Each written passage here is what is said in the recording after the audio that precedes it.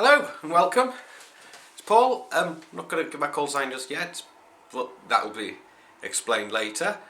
I want to wish you all a Happy New Year, a bit belatedly. I've not been able to do that on time because over the New Year period I was full of the flu, so I couldn't do anything, and certainly not YouTube, and working was very difficult. So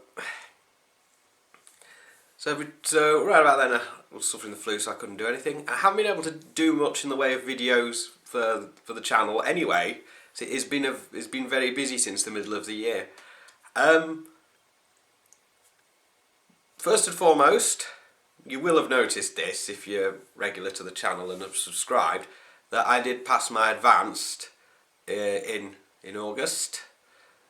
My call sign is now Mike 0 Whiskey November uniform. Unfortunately,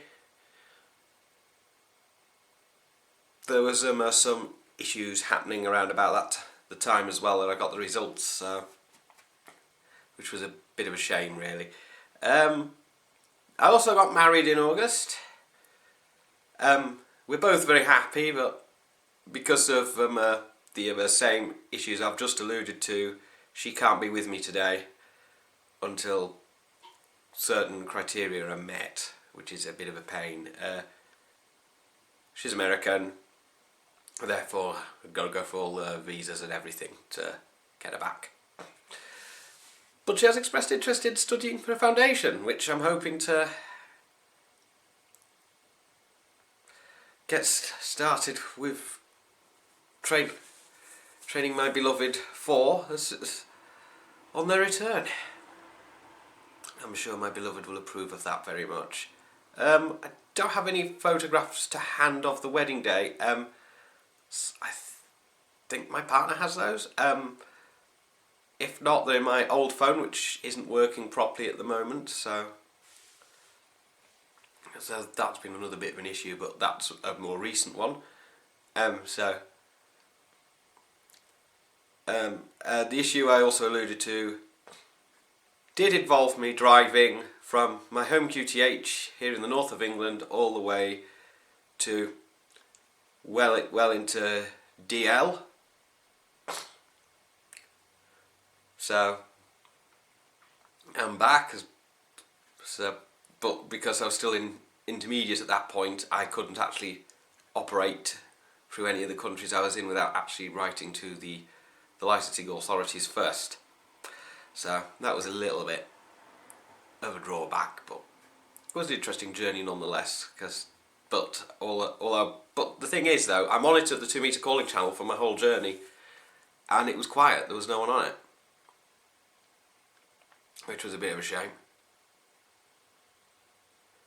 But there's not a lot I could have done. Need to use 2 meters more, people. But I'm just as guilty of it because I've not actually had a chance to do much on air lately. I've been on air a couple of times on the local repeater, but that's probably about it. And APRS as well. So that's probably as much as I've gone and done so far. I am on the committee of the club of which I am a member of. So that's something very helpful, I think. Yeah. But like I say, it has been a very busy year, so I've not been able to do anything video-wise. I'm hoping to make a change to that this year. I didn't get to all the rallies I wanted to get to. You know, I got to Blackpool because I did some filming there. And I obviously did explain what happened on my way into Blackpool. I've not heard anything more about that little incident, so I can safely say that it's behind me, and it's also behind the individual that caused it in the first place. I did make it to the Spennymoor rally, but that was on club business. We had a stand at that rally, so I did pick up an oscilloscope off our own stand and some leaded solder while I was up there as well. Just try and stop using the lead-free solder. There's nothing wrong with leaded solder, I'd like to point out. It's perfectly fine as long as you don't eat it. It's just banned in modern electronics, which is a bit of a pain. which is why a lot of it's not as reliable as it could be. I've put a couple of videos up on my electronics channel, a couple of spoof videos and a couple of not so spoof videos, and I also set up as part of that side of things the Museum of Electrical and Electronic Death Traps, as I like to call it. It's got some dangerous things that I've managed to find on eBay or build myself. Yeah, so if you just go over to my electronics channel, Paul McGee Electronics, you can see those videos over there. So I've been doing a few videos on there. I've got another little project planned for that, but I'll cover that one on that channel. I won't cover it here. Right, so back to the battle of radio. Now, in Christmas 2018, I was victim of car park rage. I don't know whether I mentioned that at the time, but I was victim of that on Christmas Eve 2018.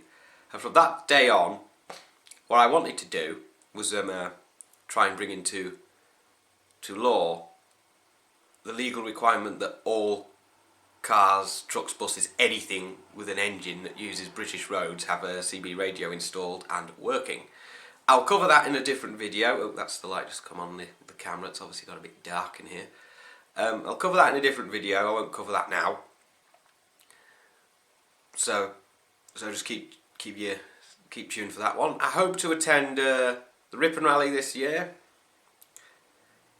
the Blackpool Rally, all being well, the National Ham Fest. I really want to attend that. I couldn't last year because work couldn't give me the time off. I think somebody else had already booked that weekend off, therefore I couldn't get it. I'm just trying to think. Bowburn, which I missed because there was conflict with the dates, and obviously the Spennymoor Rally as well, which I'm hoping we have another club stall. So I'm going to try and get on the air as well. I've got another little kind of project sort of thing planned for this channel as well, where my plan is, I'm hoping I can get this done, is to go to places where I spent some of my life and operate on 2 meters there. I'll probably take a selection of handhelds. The ACO FT2D will definitely be one of them, because that's a good handheld. There's also something else I want to touch on as well. On YouTube channel Ringway Manchester, there's a video, although it's part of ties in with something else, but it does have a serious point as well, called, well, it's about bow fangs and the flaws that they get overloaded very easily. Lewis and another operator tried this at the top of Blackpool Tower.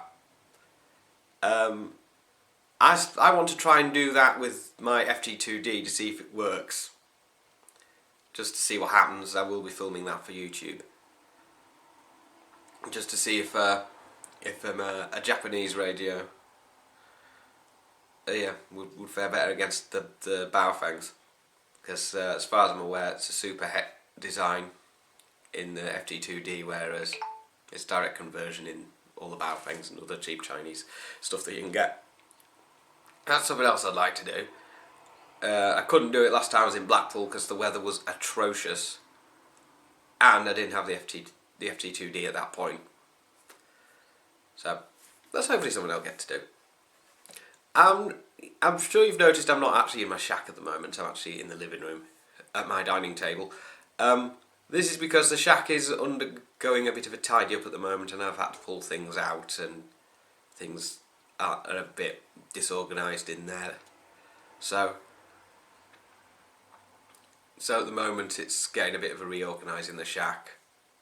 Obviously, because I want to be able to film at my electronics workbench in there as well, for both this and the electronics channel. I haven't quite got that set up yet. Because what I want to do is put a camera above the bench. But like I say, I haven't got that set up yet. So that would be good for future videos. And I'm just trying to think. Well, I'm hoping to get on the air more often. I would like to try and get on HF. Except at the moment, obviously, I don't have an antenna. Well, I've built something, but it would need a tuner desperately. Basically, an antenna out of a couple of slinkies that I managed to pick up locally. Surprisingly enough. Obviously, I've not been able to test or tune that because, you know, I can't get on 10 metres at the moment because the microphone on my 10 metre radio is a little bit broken, I think. I think it needs some work. And that's probably about it. I just need to get hold of an HF set for home as well. And I'm hoping to at least try and study Morse code. And, well, basically be able to learn how to operate CW. The reason for that is I consider that the old ways are dying out, and we should try and keep them going. I'm going to try and do a bit of portable operations as well when the weather gets a bit nicer. Obviously not right now because it's the middle of winter, it's a bit cold. I think I've covered everything, to be honest. I don't think there's anything else I need to cover for this one.